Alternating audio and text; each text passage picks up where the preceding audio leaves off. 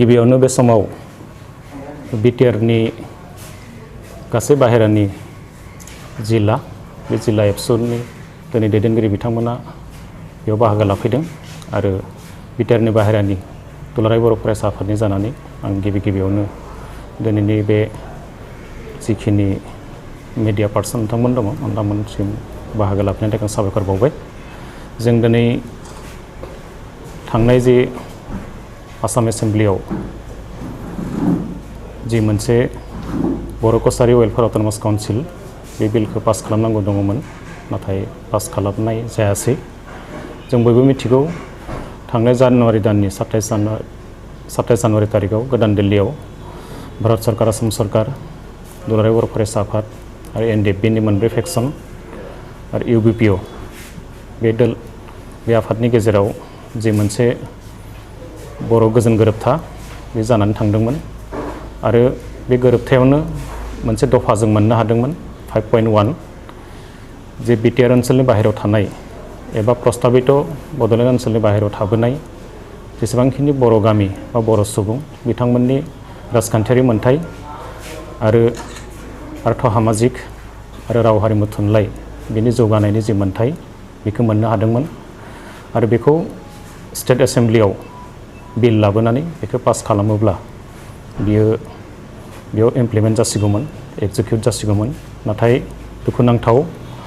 जे आसामनि WPT आरो BC मन्त्रि चन्दन ब्रह्म बिथाङा बे बिलखौ पास खालामनायनि बेलायाव जि अफिसियेल प्रसेस दङमोन, जे सरकारि जि मावनांगौ दंमोन, दा बेखौ बिथाङा मावफुंना होआसै आरो मावफुंना होयैनि थाखाय बे बिला पास जायासै। आरो जों बेखौनो बुंनांगोन दिनै जों दुलाराय बिटिआर ओनसोलनि बाहेरायाव थानाय बर' सुबुंफ्रा दिनै जों दुखु मोननाय फोरमायदों आरो गोख्रों रावजों जों बिथांखौ सोंखारिनो सानदों। जोङो बिटिआरनि बाहेरानि जेसेबांखिनि बर'फोरनि जे राजखान्थियारि जे मोन्थाय मोननो थांगासिनो दंमोन, दा बे मोन्थाय थांनायनि बेलायाव बिथाङा नैबे बिलखौ पास खालामैनि थाखाय जों दिनै फिन खेबसेबाव बर' हारिया बन्सित जाबाय आरो बेनि थाखाय जों बिथांखौ बेखौनो जोङो दिनै गोख्रों रावजों बिथांखौ सोंखारिनो नागिरदों जे बिथाङा जोंनि बिटिआरनि बाहेरायाव थानाय बर' सुबुंफोरखौ लानानै जाहाथे राजनिति खालामा आरो एसेबां निकृष्ट राजनितिनि गेजेरजों जाहाथे बिथाङा जोंखौ डिप्रेभ खालामा, बन्सित खालामा, जों बिथांखौ दिनै सोंखारिदों। दा जों दिनै नुदों जे जोंनि लाख लाख बर' जातिफ्रा जोंनि बे बर' कसारि वेलफेयार अट'नमास काउन्सिल बेखौ लानानै जि मोनसे सिमां, जि मिजिं आरो बेजोंनो जोंनि बाहेरायाव थानाय बर'फ्रा जि मोनसे राजखान्थियारि मोन्थाय बेखौ मोननो थांगासिनो दंमोन आरो बेजोंनो लोगोसे जोंनि राव हारिमु थुनलाइ, जोंनि आर्थ सामाजिक बेखौ जौगानायनि मोनसे रैखा कवच मोननो थांगासिनो दङमोन। नाथाय बेफोर गासैखौ मोननायनि बेलायाव दिनै जोंनिनो बर'नि सानैसो दैदेनगिरि आरो बर'नि सानैसो निकृष्ट राजनितिबिदनि थाखाय बा दैदेनगिरि बिथांमोननि थाखाय दिनै जोंनि बे मोननो थांनाया फेलें जाबाय आरो बेखौ जोङो दिनै माने गोरलै लायाखै आरो बेखौ फैगौ समाव जों बिथांमोनखौ जों बेखौनो खावलायनो सानदों जे बेखौनो जोङो दाबि दैखांदों जे बिथांमोना जाहाथे फिउचाराव बेबायदि निकृष्ट राजनिति गेलेनायनि मुङाव जाहाथे जोंनि लाख लाख बर' जाति जनगोष्ठिखौ बिटिआरनि ओनसोलाव थानाय बिथांमोनखौ जाहाथे डिप्रेभ खालामा। जों मिन्थिनो मोननायाव बिथांमोना मोनसे खोथाल' बुंदों, WPT आरो BC मन्त्रि चन्दन ब्रह्म बिथाङा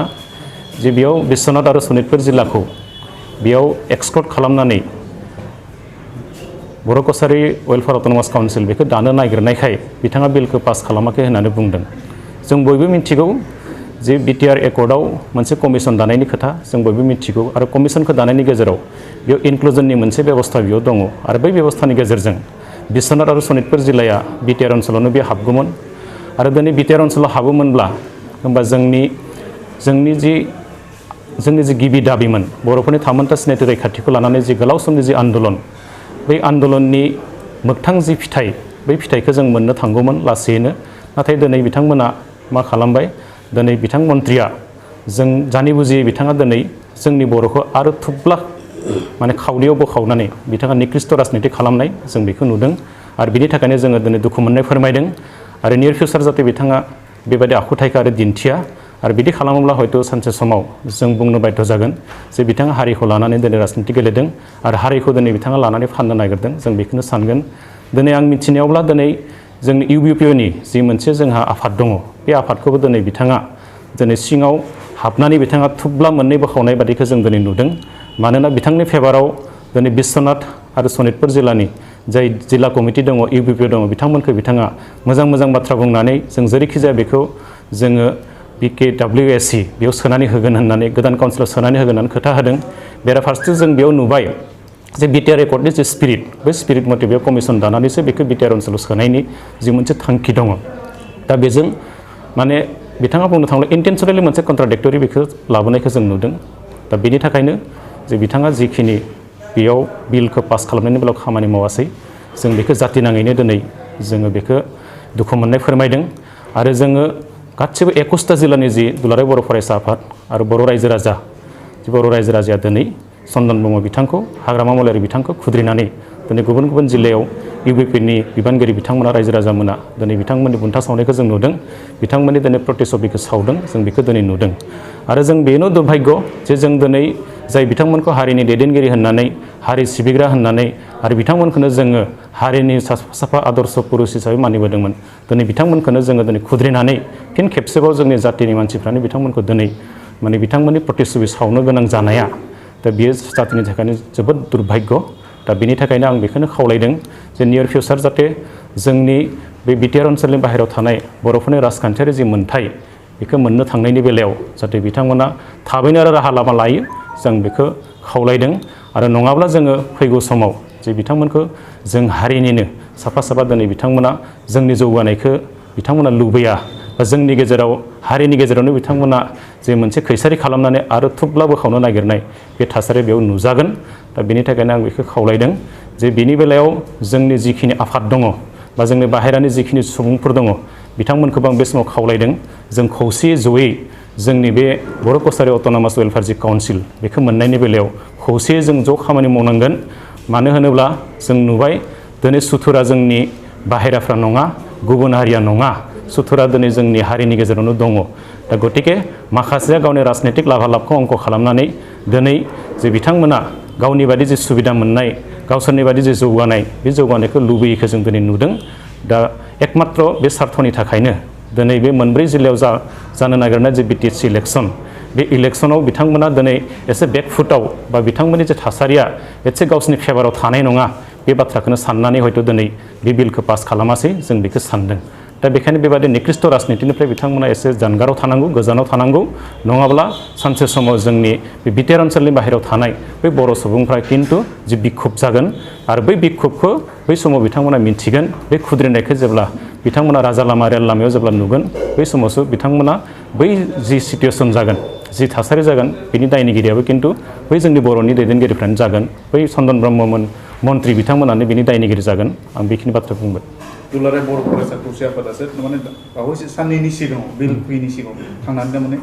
होबथादों होननानै दिनै फोसावदों बे बेलायाव सोर फोसावदों बिपिएफआ फोसावदों बिपिएफ बिथांमोनाथ' दा बिराद फ्रास्ट्रेसनाव दङ जों बयबो मिथिगौ बिसेसकरि हाग्रामा महिलारि बिथाङा जे फैगौ जे बिटिसिनि इलेक्सन